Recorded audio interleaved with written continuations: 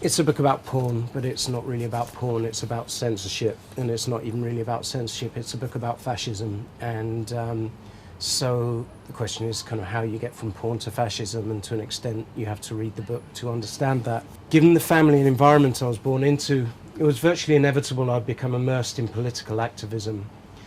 My grandfather, Albert Mann, later Albert Mann, MBE, as a young Jewish man growing up in London's East End ghettos, had been politicised by the rise of fascism, as well as by the poverty that surrounded him during his childhood.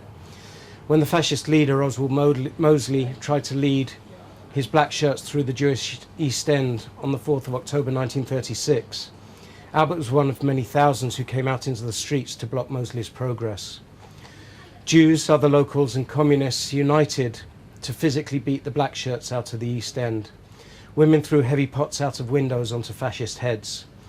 The police deployed their truncheons against the protesters, but were beaten back along with the fascists. This victory of the left, known as the Battle of Cable Street, was a turning point in the fight against British fascism. The mainstream parties of right and left failed to either fully understand or strongly oppose fascism, and so in the 1930s many progressives, including Albert, joined the only strongly anti-fascist force, the Communist Party, which became a mass political party for the next 2 decades. During World War II, Albert fought in the RAF against fascism and was among the returning soldiers who voted for the most left-wing government in British history. The Labour victory of 1945 secured the foundation of the National Health Service, the welfare state, and universal education, institutions which Albert fought to defend for the remainder of his life. Although, like many former communists, he was eventually repelled by Stalinism and found his lifelong home in the Labour Party. Albert's stridently progressive views politicised his daughter, my mother. She was of the 1960s generation of young people attracted by second-wave feminism, known at the time as the Women's Lib movement, which campaigned for equal rights for women and in particular for sexual liberation. Some of the first sexual writing I encountered in my prepubescent years was in the pages of my mum's feminist magazines, such as Spare Rib. In such publications, women were told they had a right to sexual pleasure and were advised on how they might achieve it. Men were teased for not being able to locate clitorises. Post-Women's Lib, many women were no longer ashamed to reveal their bodies, and sexual imagery became more daring and less censored. In more liberated countries than Britain, led by Denmark in 1969, pornography was decriminalised. Social and religious conservatives watched in horror as carefully constructed walls of censorship and anti-sex morality were swept away. In her father's footsteps, my mum was involved with the anti-fascist movement. In the 1970s, support for the National Front was surging, driven by concern about mass immigration. My mum took me to marches with her. The first I remember was a counter-protest against a march by an obscure far-right group, the British Movement, which had gained some popularity in West London. Perhaps a few hundred fascists had turned up, but there were tens of thousands of us of all races standing against them, and we prevented them from marching. On a smaller, gentler scale, I was repeating my grandfather's experience in Cable Street 4 decades earlier. So I started off by talking about fascism, and that's because, as I say, this is what the book is about. It's a book about fascism. And fascism is something that has been something that always fascinated me. And to an extent, I think there were kind of 2 things in my background that made that important. First of all, being Jewish. When you're Jewish, there's kind of this coming of age moment where you get told about the Holocaust, and it's kind of, yeah, I just, you know, it's kind of, I might be 9 or 10, and there's this kind of shock that hits you, and this kind of need to understand it. And the thing is, you can't understand it when you're 9 or 10 because you can't understand it when you're an adult. And it actually, I think, it's impossible to explain. There are books about it, but it takes a deep understanding of human nature more than politics to understand what happened. And the other side of it was that where I went to school, at secondary school, I was one of 4 people in a class of 36, 4 white people in a class of 36. So I kind of spent my teenage years, the late 70s, early 80s, around West Indian culture, learning about which was a strange and amazing environment to be in. It was I had to learn a new language, and I started learning about racism, and I learned that my classmates, and especially their older brothers and their dads and uncles, were being beaten up by the police kind of for fun, and it was a strange new world I'd been thrown into. So all of this kind of led me to become interested in fascism and in racism, and I've remained fascinated to this day. However, the world has changed a massive amount. There's a joke, Reginald D. Hunter, who's a black American comedian who lives in London. I don't know if any of you know him. I went to see a stand-up show years ago, and he said, if you want to understand, if you want to know if everything's okay, or just is society stable or is it about to collapse, just get on the tube and go to Golders Green, and if the Jews have gone, then we're in big trouble. So he tapped into that same thing. It's kind of like, if you're Jewish, if you're brought up with that kind of understanding in your background, you're kind of waiting for fascism to come back. It's kind of, and that there's Holocaust Memorial Day, and there's the anti-fascist movement is about trying to, never again, trying to prevent any of this happening again. But in order to prevent it, as I say, you need to understand it, and we don't, to understand it is far harder than to talk about it and to read about it and whatever. And I think there's been a rise in fascism in the last few years, and now I'm beginning to understand what fascism is. And the first thing to say about fascism is, fascism isn't what you think it is. Whatever, if you're looking for skinheads, doing Nazi salutes, you're looking for the wrong thing. If you're looking for, swastikas and that kind of thing, you're looking for the wrong thing. Fascism is a cultural disease. It seeps into society, and it will appear in whatever guise it needs to appear in, until it gets the formula right. So fascism isn't a right-wing political movement. It can appear as whatever. Fascism is ultimately an ultra-conservative backlash against change. It's when the people come together and decide that there's been enough change and they want to set the clock back. And of course you can't set the clock back. So, if you try and set the clock back, what results is mayhem and disaster and bloodshed and so on. But as I say, fascism isn't a right-wing movement. And really this book is partly about my waking up to the fact that fascism is back, and that it's not just on the right of politics, it's also on the left. And because I was on the political left, or I still am to a large extent, this was kind of came as a big shock to me, and to an extent I'm annoyed. If skinheads kind of march, excluding myself and Daniel over there, but if you're expecting skinheads to march down the road and start beating up black people or Jews, then you'll look out for that. But when you see how subtle and how much fascism can change to fit the times, you realise. I mean, to an extent, it's annoyance. As I say, it goes for 80 years. My family has been around the left, the Communist Party, the Labour Party, the trade union movement, and then you find out that your own tribe has been kind of taken over by the very thing that you most hated. So, to an extent, that's what this book is about. I'm just going to read a bit more from the introduction. I should say there's a clear link between fascism and sex, and that's to an extent because conservatives and authoritarians always attack sex. So one of the, Reginald D. Hunter said, you should go to Golders Green and see if the Jews are still there. If you can't do that, have a look at attacks on sexuality, sexual freedom, and you get an idea for what kind of state society is in.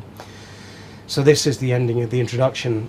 The old anti-sex movement, led by the vociferous veteran decency campaigner Mary Whitehouse, had become a laughingstock, a memory of more religious and uptight generations. When White House died in 2001, it seemed to herald the end of an era. What I missed at the time and discovered later was that White House's death had left a space for the arrival of a new morality movement. The old moralists had wielded the Bible in one hand and the Daily Mail in the other. This new movement was younger. Instead of coming from Middle England, it arrived from academia. Rather than use the language of religious morality, it appeared under the umbrella of feminism and liberalism. And in place of the Mail, it was backed by the Guardian. Just like White House, these new activists hated pornography most of all and blamed it for many of the world's often imaginary ills. For me, emerging blinking back into a world of political activism after a couple of decades, this was disorientating. I was a Labour voting, well, until the Iraq War anyway, Guardian reading lefty. What has happened to my tribe? I believed that the new secular Britain had left behind the old conservative attitudes about sex and sexuality, but instead the anti-sex tendency had merely lain dormant, redefined itself for a new era and waited for its time to come. I thought the decline of organised religion would bring about the end of moralists who sought to control other people's private behaviours. I was wrong. The fear of sex and the power to control populations using sexual repression are far older and more primal instincts than mere religion or politics. I sought to become involved in campaigning against censorship and discovered that there's little that could be described as an anti-censorship movement in the UK. I found myself almost alone in a parliamentary inquiry trying to convince the MPs that censorship, whether of pornography or anything else, is antithetical to democracy and to liberal values. It was dispiriting indeed to discover how deeply a fear of free expression had become embedded in British culture and politics, not just on the right, but just as much on the left. Left and right are not tied to permanent sets of principles, but to mere labels, ever-changing statements of tribal identity. This is hardly a new observation. George Orwell, always ahead of his time, understood the fluidity of political identity better than anyone when he wrote in Closing Animal Farm, "The creatures outside look from pig to man and from man to pig and from pig to man again, but already it was impossible to say which was which." Orwell also noted the conservatism inherent within the left in 1984. The ruling clique was known as INGSOC, an abbreviation for the English Socialist Party. Young people were encouraged to join the Junior Anti-Sex League, which, quotes, advocated complete celibacy for both sexes. The party was trying to kill the sex instinct, or if it could not be killed, then to distort it and dirty it. This book, Porn Panic, documents the Neo-Puritans, their origins, and the numerous moral panics they've sown in recent years.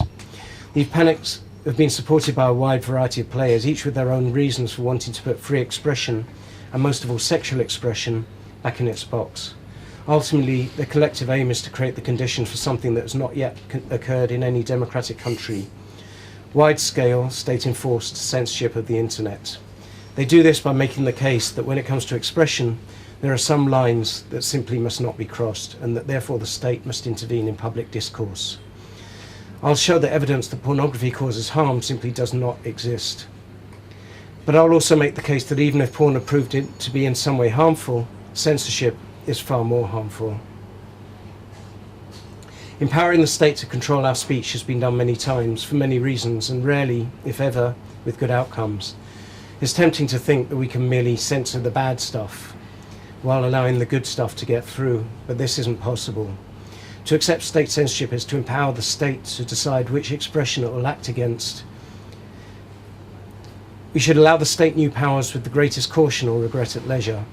In the words of the great Enlightenment thinker Benjamin Franklin, those who will give up essential liberty to purchase a little temporary safety deserve neither liberty nor safety.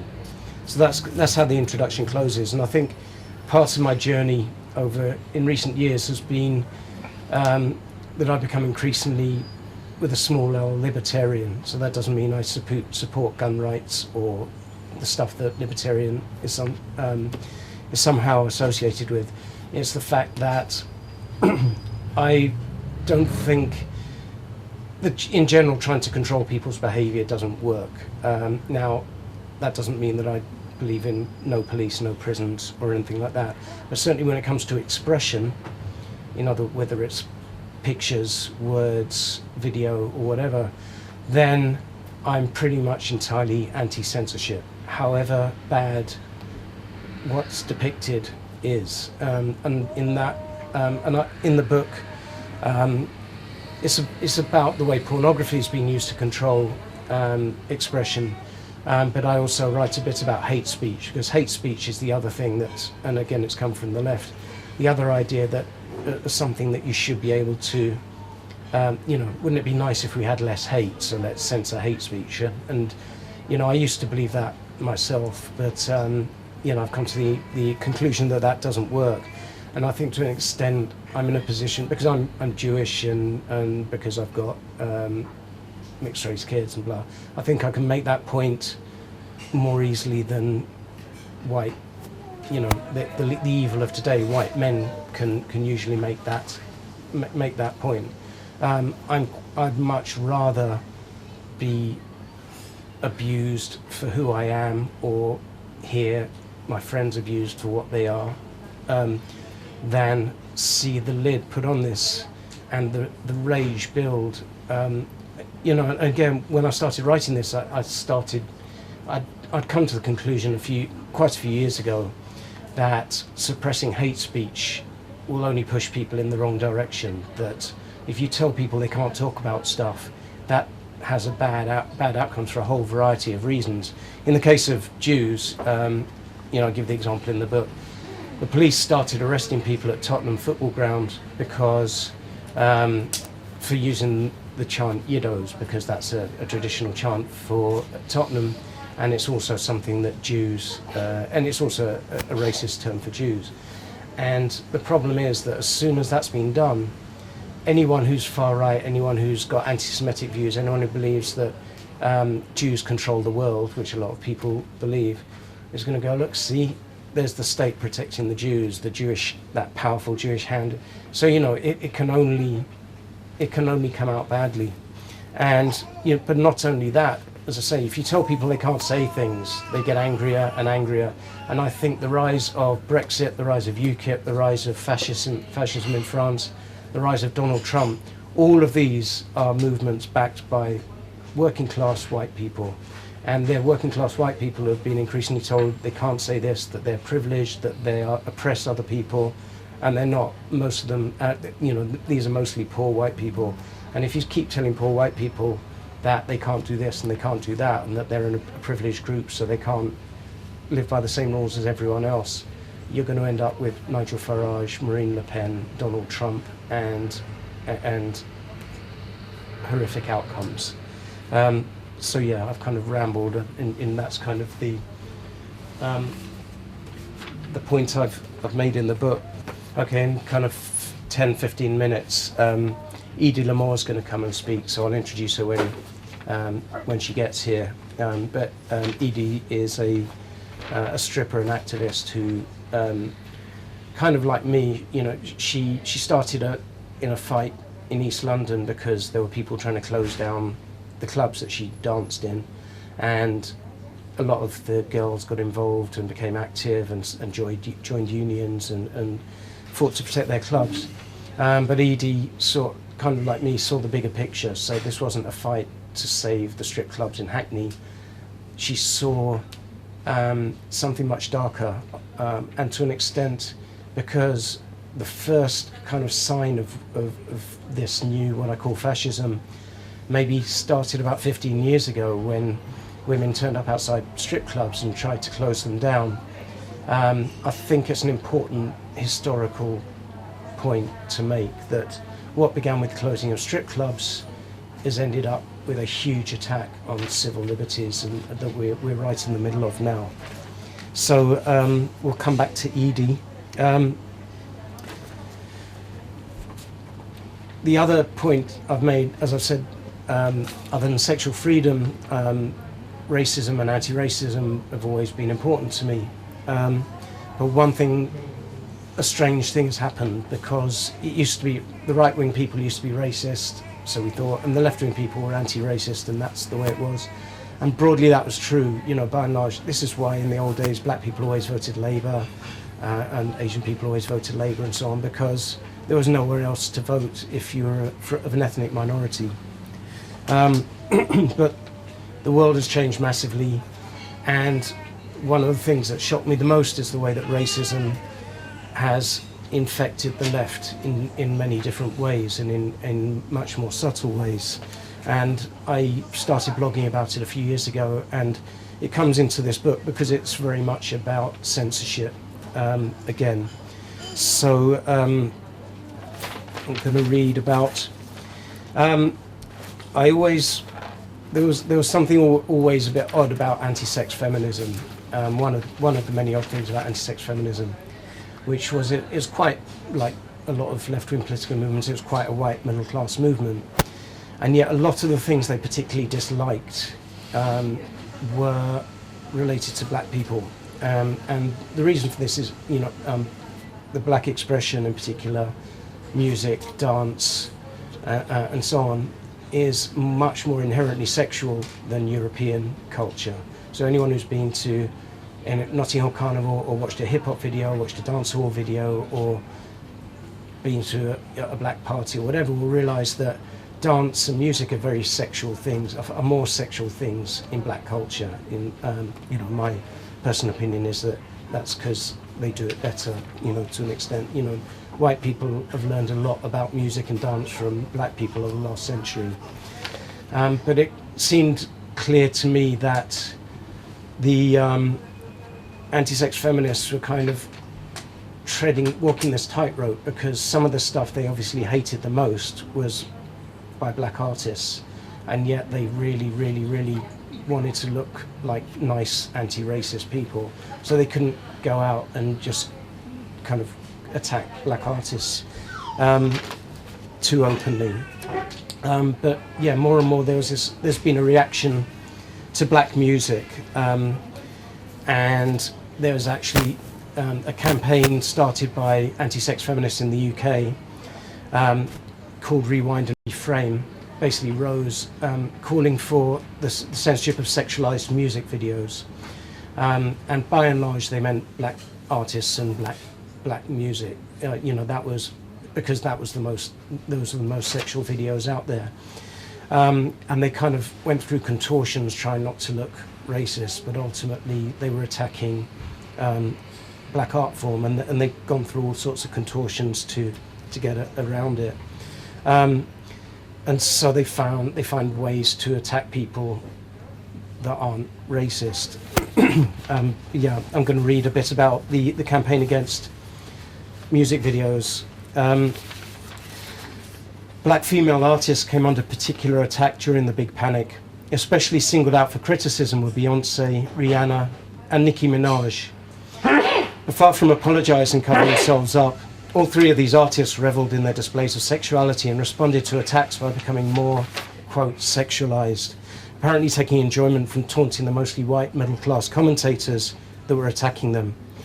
Beyonce's famous performance outfits became more revealing. Rihanna turned up to the 2014 Council of Fashion Designers Award in a near-transparent dress, which generated an inevitable barrage of outrage. Minaj's Anaconda video gave the finger to her critics, being a celebration of her famously rounded backside and featuring the line, delivered as a parody of a pretty white girl, "Oh my gosh, look at her butt." So I'm not very good at Nicki Minaj, but that was my best go. Prudish anger mounted, with article headlines such as, quote, "Don't call Beyonce's sexual empowerment feminism," trying to create a faux liberal case for demanding that the singers cover themselves up.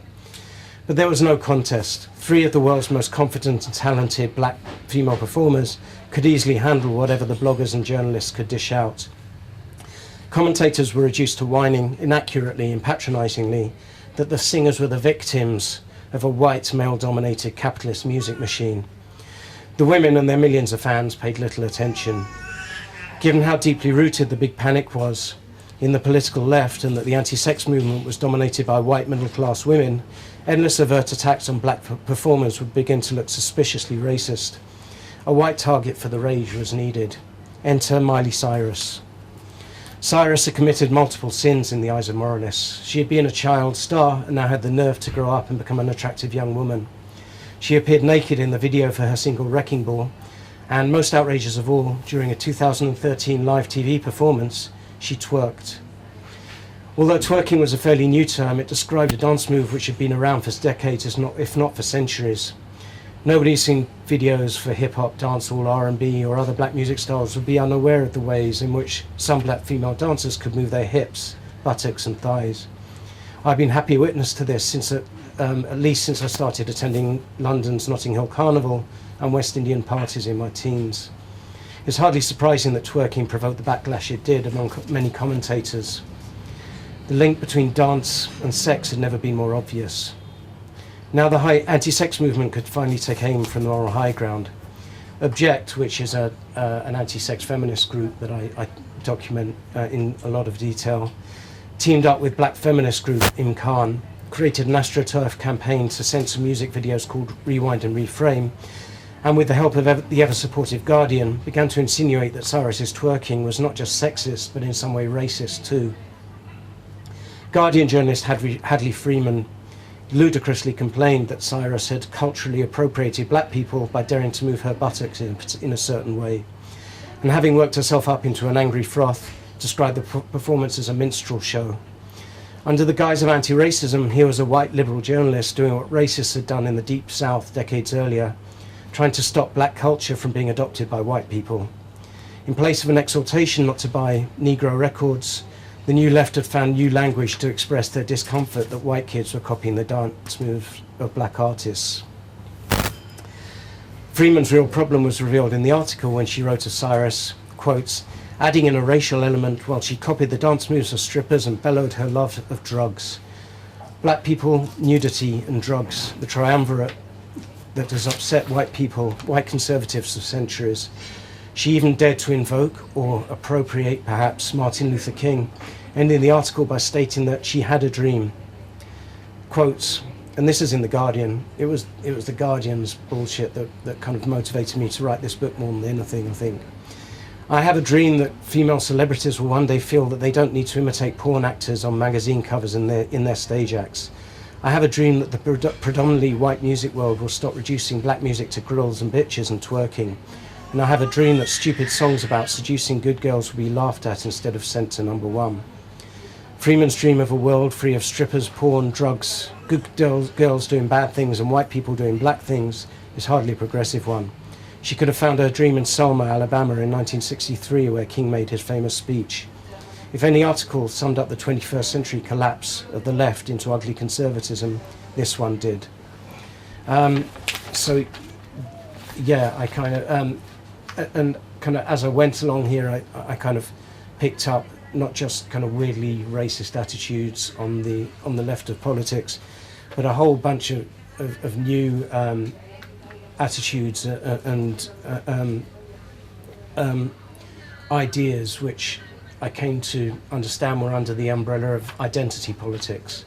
And identity politics is rooted in left-wing, in very obscure left-wing thinking, but it's been now broadly adopted by the left, and it basically does what the far right does. It decides that the most important thing about people is their skin colour, their sex, gender, sexuality, and so on, and that's the most important thing about people, and people must be divided along those lines more than any other lines, which is really dangerous, because having spent decades fighting against fascists who are trying to do that, suddenly the Guardian and sections of the Labour Party and sections of the trade union movement were trying to do exactly that. And to me, it doesn't matter what words you use to divide people up into identity groups. The fact that you're doing it is the problem. And it doesn't matter if you're saying that black people are beneath white people or that black people are better than white people. You're dividing people, and the division creates backlash and anger and hate. And I'm just going to read one more passage on the same kind of subject, which was about a particularly bizarre story, and it also illustrated the link between right-wing authoritarians and left-wing feminists and racism, and kind of stuff that I wouldn't have put together before. The story is about a rapper called Tyler, the Creator, and it's about an Australian feminist group called Collective Shout, which is a very pro-censorship radical feminist group. And what happened was that so Tyler, I'm not a hip-hop aficionado, so I don't know anything about his work. He started out, he's in his mid-20s. He started out at 18, and a lot of his lyrics were of the kind of stuff that's often in hip-hop, so it was very crude attitudes to women, crude attitudes to gays. But he was an 18-year-old, very talented 18-year-old poet, talking about his views and his, and some of his views weren't very nice, but hey, he was an 18-year-old.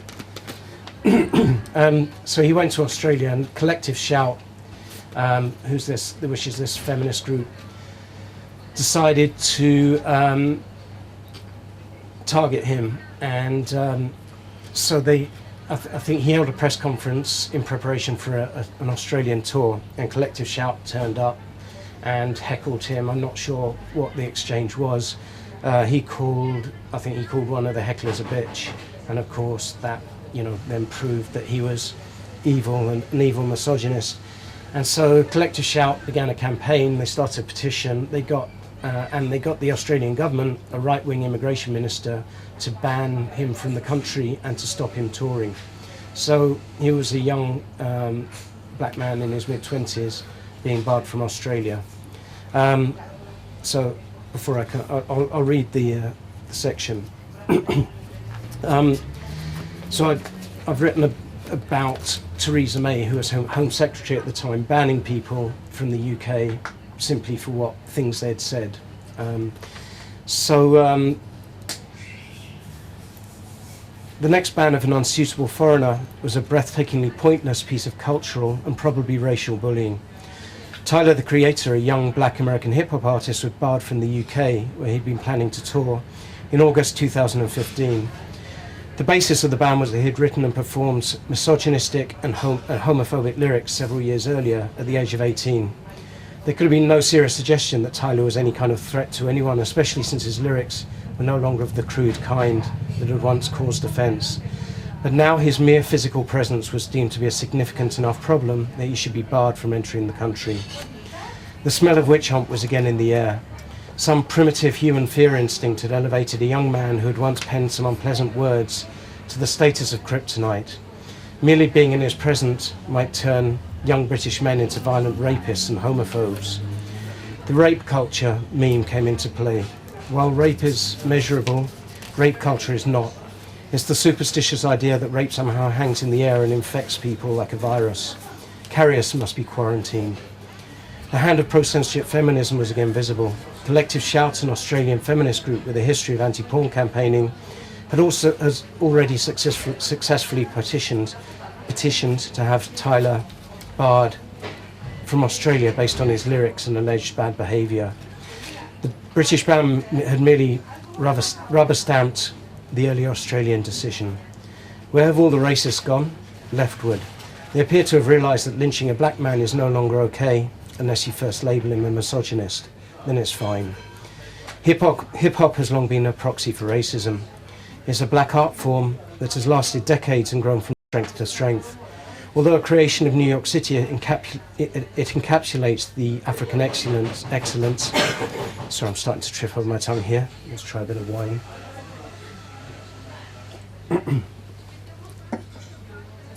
In rhythmic spoken word performance. It has elevated poetry to new heights and become the world's most widely adopted musical form in every language. It's common to hear hip-hop dismissed in its entirety as crap, rap. Get it? This makes no more sense than to dismiss all poetry or all guitar music. Hip-hop infuriates because it represents a global triumph for something uniquely African. Small, forgettable events like the inexplicable travel ban on a young American man are litmus tests for our political system and societal attitudes. Our culture does not appear to be in a good place right now. And so, yeah, as I say, you had a right-wing minister in the UK, a right-wing minister in Australia, banning someone on left-wing grounds. So they didn't ban him because he was, likely to start riots or a pernicious influence on British youth or whatever the Thatcher government might have said, given as a reason for banning someone. They banned him because he was a misogynist. And the idea of misogyny came out of the feminist movement. It was, here we have an idea which was created to stamp out bad behaviour against women, which has now been repurposed as a tool of censorship, and very similar has happened with racism, even though obviously it's quite a different subject. So what I've seen Edie is here, so I'm going to hand over to Edie. I've been involved in sexual freedom campaigning causes for 10 years or so. And I was introduced to Edie because she was involved in the fight in East London to keep strip clubs open. Object and UK Feminista. Early in the new century, not long after Mary Whitehouse had died, a private party was underway at Brown's, a well-known East London strip venue. To the astonishment of the partygoers, a small but noisy protest began inside. The protest was led by Anna Van Heeswick, who later went on to set up Object. The party was being held to celebrate the birthday of the bar manager, a gay man, and the only strippers were male. It was a good party. Also, my band played, and some of the other bands that we used to rehearse with up the road in Old Street played there as well. They weren't very good, but Mark really fancied them, so he was like, "Get your friends in, I want to check them out." The dancers started laughing at them, quoting me. Stripper and activist Edie Lamort says, "The dancers started laughing at them and told them they had come on the wrong night. Ha ha ha. There are male strippers in here if you want to check them out." But the haters kept on shouting outside on a cold November night. Object was dismissed by the dancers as a small, unrepresentative group of morality campaigners, which was and still is an accurate assessment. But political power is far more about connections and finance than the strength of grassroots support, and the anti-strip club activists began to gain influential supporters. Harriet Harman, a senior figure in the Labour Party, was a supporter of sexual morality causes, including calls for the criminalisation of the sex trade, and she helped to push through a change to the licensing law that would make it harder to acquire a licence for a strip club. The legal change inspired the morality campaigners, and they began to push for councils in the East London boroughs of Hackney and Tower Hamlets to withdraw licences from existing clubs. As with the 1980s McDworkinite anti-porn campaigns in America, the new groups, including Object and UK Feminista, packaged their campaigns as a women's rights one to win over liberal support and deflect from accusations that they were continuing the morality work of the religious right.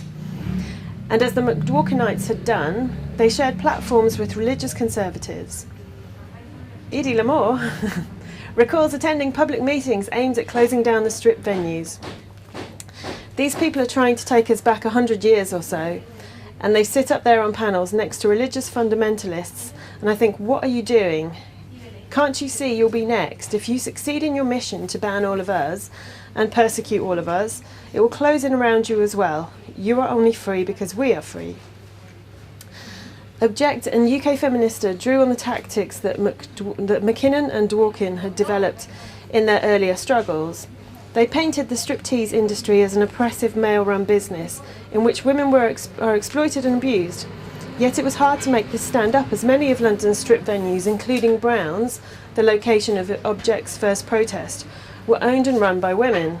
The prohibitionists also failed to produce victims who would help them demonstrate the exploitative nature of the striptease industry. Indeed, the response of the East London strippers to their campaign was to join trade unions and fight to defend their workplaces and jobs. In response to this, the feminist campaigners became increasingly hostile towards the dancers. Odd behaviour indeed from people calling themselves women's rights activists. They alleged that the dancers were in the pay of the pimps, and that they had been so abused and controlled that they had developed Stockholm Syndrome, a psychological condition in which the kidnapped victim develops positive feelings towards her kidnapper. In other words, they clearly believed that the views of the women who worked in the strip venues were not worth listening to, and they did their best to silence and suppress the strippers' voices. This refusal to listen to the women that they claim to be saving is a common factor in the campaigning of Object and UK Feminista, as well as in their supportive media. The groups are remarkably dismissive towards women who disagree with their views. I asked Edie about the prohibitionist failure to ask how the dancers felt themselves. Nobody ever asks us. It's one of the things we find most offensive about Object and UK Feminista.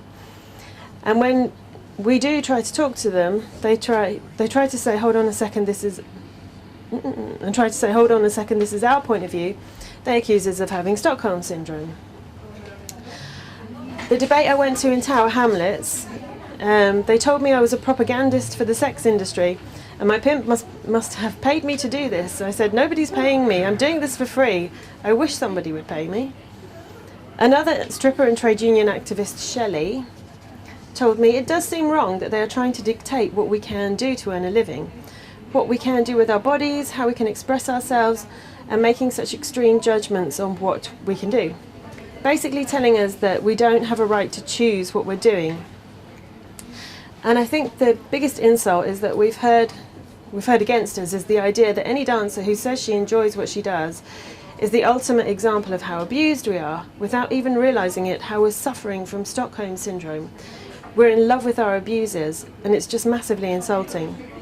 Shelley became an activist in the campaign to save the strip clubs, and attended a consultation in Parliament where she encountered anti-sex feminists. I'd gone with a friend. After we left the meeting, we didn't even speak to each other. We were just so horrified by what we'd heard. We as dancers had been talked about in such a derogatory manner by Object. It felt like being punched in the stomach. We had been labelled as victims, on the one hand. We had been labelled as victims, and on the other hand, evil women who were the cause of rape and abuse. It feels like emotional abuse. I've never felt like an object in a derogatory sense. My audiences certainly never made me feel that way. The only people who've ever labelled me in that way and made me feel like that are Object and other similar feminist groups.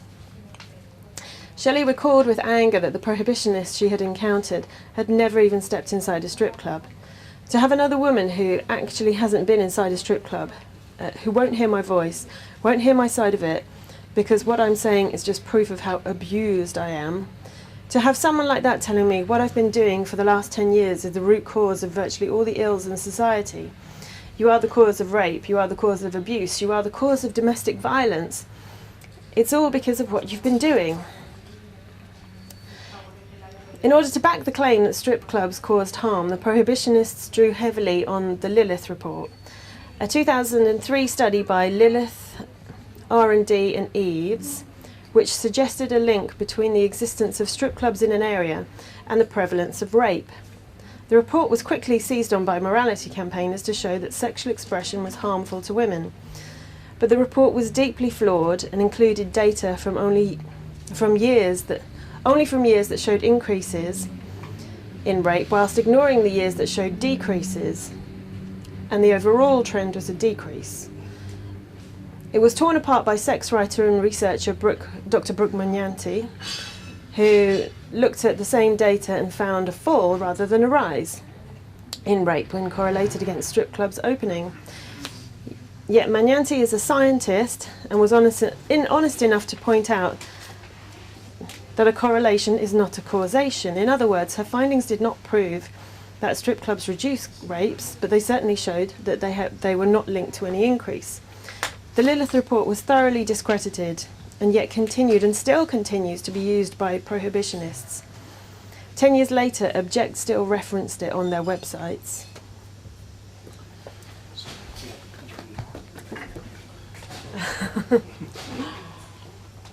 So yeah, over to you really. The story of what happened. Yeah, we were all quite happy, just like earning good money for part-time work, doing all the other things that you want to do, because that was the handy thing about it. I used to do lots of performance and shows and music.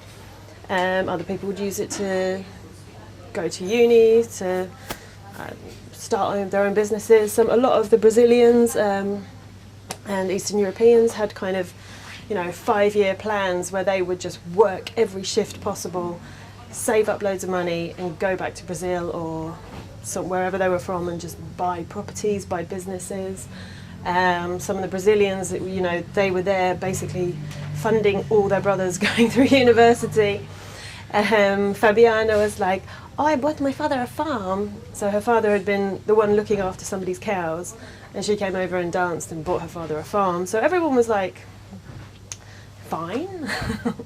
You could do the things that you wanted to do. You could assist people, you could help out your family, you could get an education. The pubs were pubs. They were, your traditional East End pub. So it's run by a family who've been there for decades. It's always the matriarch of the pub that's, in control. Denise was like your classic, Botoxed, blonde, yeah, my pub, little kind of tornado of a woman that would go around and control everyone. And if anyone stepped out of line in Browns, all you had to do was security and they were out the door. I had more protection in Browns than I've ever had in any other normal job ever. So it was a really nice thing. And then, obviously outside Browns we had the protest. Everybody laughed at them, thought, that's so ridiculous. No one's going to take this seriously. Because kind of in that free, open, sort of liberal vibe of the millennium, yeah, you could do what you wanted. It was all fine. But, you don't, I never expected it to get to this point. Like, I've been working at Wonderground recently, and most of the people I'm working with are like 10 or 15 years younger than me, and it's like the younger generation don't know what actual freedom is.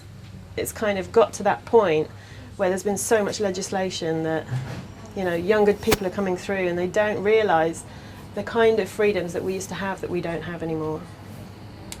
And so then I started seeing stuff in the press, very derogatory articles about dancers, very patronising. I had also gone away to Italy, come back, and then got a normal job. So I was working 9 to 5 as a PA in an advertising company, and then once a week I was going to dance. And the contrast was so extreme because advertising can be quite cutthroat, and it wasn't a very nice place to work basically. So I'm in there being a PA in this like hardcore media environment where people are really nasty to each other. And you can't say anything because it's the client or it's the CEO or it's the MD, so you can't say anything, And then I'd go once a week to an East End strip pub, which was such a nice atmosphere, friendly, creative, fun. All my friends were there. It was really good, made really good money. But then started seeing all these articles popping up in, the most horrendous one was Caitlin Moran in the Times. And just that, oh God, girls, get off the pole, you sluts. Very, very condescending. And for me, like, in this context of being in a good, respectable job that was awful, running to terrible, scandalous job that was actually really good, it was like, this just doesn't, like, sit with reality in any way whatsoever.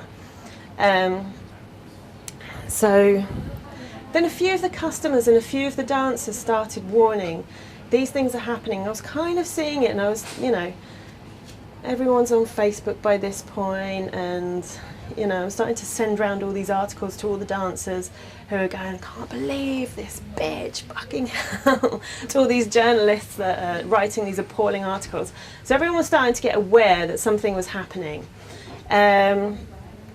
People like Faye were warning, this is a dreadful law, it's going to really, really, really stifle any freedom of expression, freedom of speech, this thing that's coming through.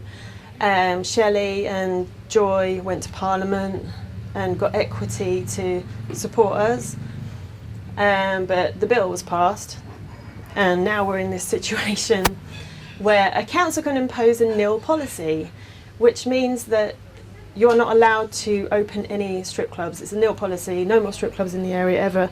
And many, many, many councils have done this. The situation you have that's created because of this is basically what we have now, where the industry is appalling. So you've got it's basically granted a monopoly to the existing clubs, so nobody can open up another club to compete with it and, you know, have better conditions, have a better environment. There's no kind of natural market forces allowed to play out anymore because of this nil policy. In Hackney, we just did like a big kind of RIP Shoreditch, a big funeral thing for the White Horse, because it closed down just because of gentrification. And, you know, Derwent London bought up the whole property, and basically this is what they do. They raise your rent, raise your rent, raise your rent, whack up all the charges till they drive the business to the point of bankruptcy, and then tell the business owner to come in and say, well, we can give you a buyout or we can bankrupt you. And if we give you a buyout, you have to sign an NDA, so you're not allowed to say anything. Because you know how like a beloved pub or venue was going to be closed down, and there'd be a Facebook page and a petition, and you'd contact your MP, but you can't do that anymore because the property developers make you sign an NDA. And that's not only that happened to the White Horse, but it's happening to various other galleries, music venues, etc. around Shoreditch. So anyway, we did this RIP Shoreditch thing. So the White Horse closed down. The White Horse was a really nice place to work. It was a family-run strip pub. It was, you know, the traditional, you go around with your jug collecting pounds in the pot, which is great because your house fee's covered, your travel's covered, your food's covered. You don't have to fight for private dances. There was a cap on the amount of girls. Very well run, lots of CCTV, good bouncers. So that really good pub has now been closed, and you're not allowed to replace it with another one that's good. There's now only 3 venues left in Hackney who, well, yeah, they're not very good. But that's what you have to deal with now. So you've got all the dancers fighting to get into a smaller amount of venues. So they can just charge more fees, they can just put more dancers on shift, they can just get a bit more exploitative in terms of charging more money. They take commission, they charge house fees, they take commission on your private dances, they take commission on the VIPs, which are a total rip-off. Get to this point of desperation where some dancers end up getting fired because they're paying off the bouncers to not look because they're doing extras in the VIP to try and guarantee the VIP customer comes back. So you never had this situation. It didn't exist because it didn't need to exist before the nil policy. But now the nil policy is in and has granted a monopoly to a handful of clubs. Now this situation is evolving. So it's like these lunatic feminist groups. I don't like to call them feminist because I like to think of feminism as a good thing, not as being hijacked by, you know, this craziness. So yeah, we're crying about a situation that didn't exist, then brought in legislation that created the situation that they were crying about beforehand. So it's kind of like, well done, thanks a lot for that. You've just fucked a load of people over, and a load of women over that claim to be feminist. So yeah, it's really fucked at the moment. There we go. I'll just step in. True wine. And I just wanted, so I've run a couple of blogs over the years, and Edie's written for me sometimes, and we've definitely seen things from the same perspective, as I say, where a lot of people are fighting small local battles. I think both myself and Edie saw something a lot bigger and a lot scarier happening. So I think the last bit is worth reading is a section including a letter that Edie wrote to the co-op, and this relates to the Lose the Lads Mags campaign. So having succeeded in closing down a few strip clubs, these groups then escalated and went out to ban all sorts of other things. And the Lose the Lads Mags campaign was, when was that? So 3 years ago. It was a campaign to get rid of lads mags from supermarkets, even though, as a lot of people pointed out, there was a lot nastier stuff about women in women's mags. But do you want to read that? So this one? And your letter, yeah. So kind of here to Okay. Okay.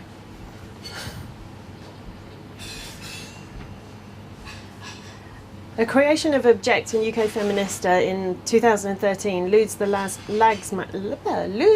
Mags, set out to get lads mags removed from the supermarkets. The campaign claimed that lads mags are sexist, harmful and can breach equality law. As usual, the claims of harm were never backed by any evidence. The mention of equality law is reminiscent of the failed attempts by the McDawkinites to ban pornography using US civil rights legislation. The Lose the Lads Mags website explained, new legal advice obtained by UK Feminista and Object reveals that displaying these publications can constitute sexual harassment or sex discrimination under the Equality Act of 2010. Employees could take action on the basis where the magazine is visible on display. Customers could also have a claim. Along with the unlikely threat of legal action against the supermarkets, a small group of anti-sex activists picketed individual stores. Quickly, the cooperative supermarket caved in to the morality campaigners and insisted that lads' mags should be sold in modesty bags or burqas, as some anti-censorship commentators quipped. Not all feminists saw the attack on lads' mags as a pro-female campaign. The stripper and sexual freedom activist Edie wrote an impassioned letter to the co-op's chief executive. As a woman, I find the current trend towards more Puritan values very disturbing. Lobby groups such as UK Feminista and Object represent the more extreme and fanatical end of this trend, and I'm very disappointed that the co-op has buckled under the pressure from them. With the general moral panic at the moment about sexualisation, this is another retrograde step. It is almost like we are experiencing a sexual counter-revolution. I am worried about this overall message that demonises the female body and buys into centuries-old patriarchal tradition that female flesh is sinful and corrupting. It is this mentality that spurred the witch trials of the 16th century and more recent times cast a veil of silence over sexual abuse. It leads to an environment where people are made to feel shame about a perfectly natural urge, leading to anger and frustration rather than self-awareness and understanding. The message the cooperative is sending out is that it agrees with this backward idea that female sexuality and the female body is essentially a corrupting and bad thing, and therefore must be hidden, that the female body is dirty, wrong and bad, and is also extremely hypocritical as celebrity magazines such as OK and Heat are far more salacious and negative about bodies. We have come a long way since the 1960s, and the emancipation of all of us to wear what we like. A woman will no longer be branded a tart for wearing a short skirt, and to explore our sexual selves, which has been a very important social force. I can guarantee that if this trend towards Puritanism continues, we will see a rise in sexual harassment, assault and rape. This is because the message you and others are sending is that sex, especially of the female kind, is inherently wrong. This will make zealots more confident about chastising the temptress or slut-shaming women who dare to be emancipated. The train of thought that goes, "Oh, she's a slut, look at her, she deserved it," will be encouraged by such actions as modesty bags. Despite the repeated claims that society was becoming sexualised and that the lads' mags provided firm evidence of that the genre was in steep decline. Nuts magazine had launched in 2004 and peaked at over 300,000 sales in 2005. But by late 2013 had declined over 80% from its high point. Following Co-op's modesty bag decision, Nuts editor Dominic Smith decided to pull the magazine from sale in that chain. Within a few months, the magazine's publisher decided to close the title. Among dozens of women's titles, many of which featured paparazzi shots of celebrity cellulite and other bullying attacks on bodies, only one weekly men's title, Zoo, now remains. I would just say in Edie's letter, which is in the book, I can't remember what the quote was there, but it was the idea that it would encourage violence against women. in another section I quote a psychologist who says that if we clamp down on porn in this country, you can expect a rise in violence against women. And it's kind of almost felt inevitable for some years, and then today there's a headline that there's been a 10% rise in violence against women. And it's not just against women, there's a general rise in tension, hate, division, and this is I'd say it's societal part trend. of it. I mean, there's also things like recession and economic factors, and just, I don't know, we're going into a strange phase of the world right now. So, but it is definitely a contributing factor, I'd say. I mean, kind of sort of out of all this, nobody wanted to be like politically motivated. I was doing my arty-farty stuff and didn't give a shit about this.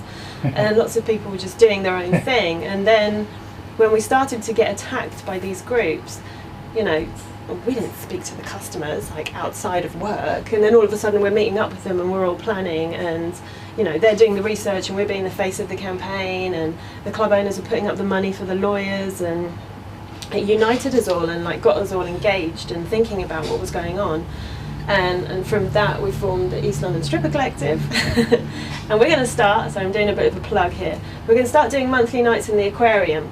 But we got in there because we know Adonis Cabaret, who are the male striptease, and it's male striptease, it's full on. They like dick in face stuff, they go for it, and all the women get really drunk and like it's quite rowdy. I'm still there. Yeah, it is. So Adonis have a weekly slot there, and we are now going to start doing a monthly slot as East London Stripper Collective. But Adonis can get fully nude because they're men, but we've been told you have to just do G-string, pasties, no contact, no like lap dancing or anything like that, because the law, I mean, aquarium doesn't give a shit, they don't care what goes on, but they have to look out for their license, and they know that if anything like that happens, they know that it's going to attract like negative attention anyway. But it's just, that kind of, it's okay for the men, it's fine. But women, you're fragile little lambs. Or you will cause the downfall of society. There'll be volcanoes, earthquakes. Yeah. So it's just, these things are very clear. Like, if you're a man, it's fine. If you're a woman, it's not. Still, in this day and age. And I think it's been forever. There's a chapter in the book called 40,000 Years of Porn, which looks at this cycle happening repeatedly.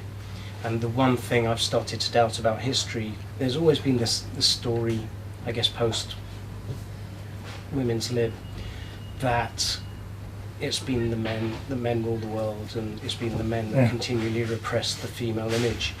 And having lived through this era, I've started to be sceptical about that, in that this anti-sex movement is a very female-led anti-sex movement, and the previous ones I can look back at are female-led.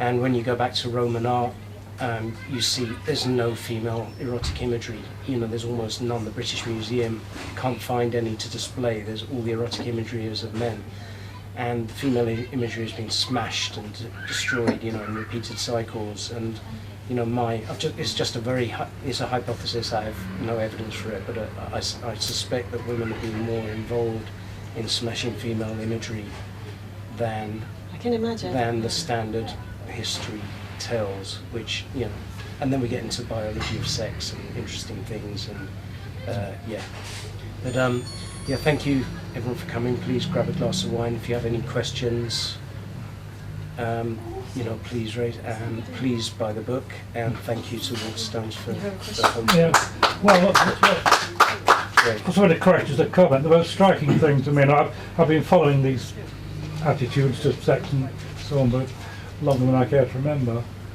And the most striking thing to me about recent developments is this attitude that no woman in the sex industry, porn, prostitution, stripping, is capable of speaking for herself, and that any who do speak up for themselves must be being exploited in some way. And you quoted the book Beyonce, whom I've met, and her excellent book, The Sex Myth, which I reviewed for a magazine. I'll send you my review if you like. And she made the point that the most striking thing is that there seems to be this absolutely automatic assumption that no normal woman enters the sex industry voluntarily, and that any who do must either be doing it involuntarily, which I call the Linda Lovelace syndrome, after the a famous porn performer who later became an anti-porn campaigner, and said that she did all her porn films with a gun pointing at her and all that, which I find very hard to believe. But, or she must be abnormal. She must have something wrong with her. There must be some trauma in her background. She must have been abused as a child or something. That's just a very one-dimensional way of looking at different people. It's like the first time I interviewed you, you turned up with a book on Bedlam. Yeah. So then Edie was looking back at Yeah. the suppression of sexual females in... Well, no, if in Victorian times, if you expressed any kind of sexuality, you would be in a lunatic asylum or you'd be lobotomised. Like, there were serious consequences. And also, this thing is a very sort of narrow way of defining people. It depends on your personality. It's like not everyone can do the, sitting at a desk in an office. Like, I've been temping. I'm day 2, and I'm already losing the will to live. I came into stripping because I like performing. I like being on stage. I've always done bands. I've always been in shows, and I love dance. I absolutely love dance. Many of the jobs. That's my character, is to be like in something that's interacting with people and sociable. But a lot of people in this office job that I've been 2 days in, and it's like silence, and it's freezing. It's like going to work in a morgue, but they're all very, very, very clever. They're all like, master's degree in pure maths from like Cambridge, and it's like, hello, and they're like, they're very clever, but they're not the personality that wants to go on a stage. Normal jobs she'd done were far more degrading than what she found in prostitution. It's not even the degrading. It's not even like degrading at all. It's just your personality. Where does it fit? Like, my personality is not one that's like comfortable in morgue office. But some people, like the people who are doing all the programming, they're very, very systems brain. That's how they are, and that's their safety comfort zone. That's where they found their niche. And we all have different personalities, and we fit in different places, and it's fine to allow people to do that. Keep up the good work. I think.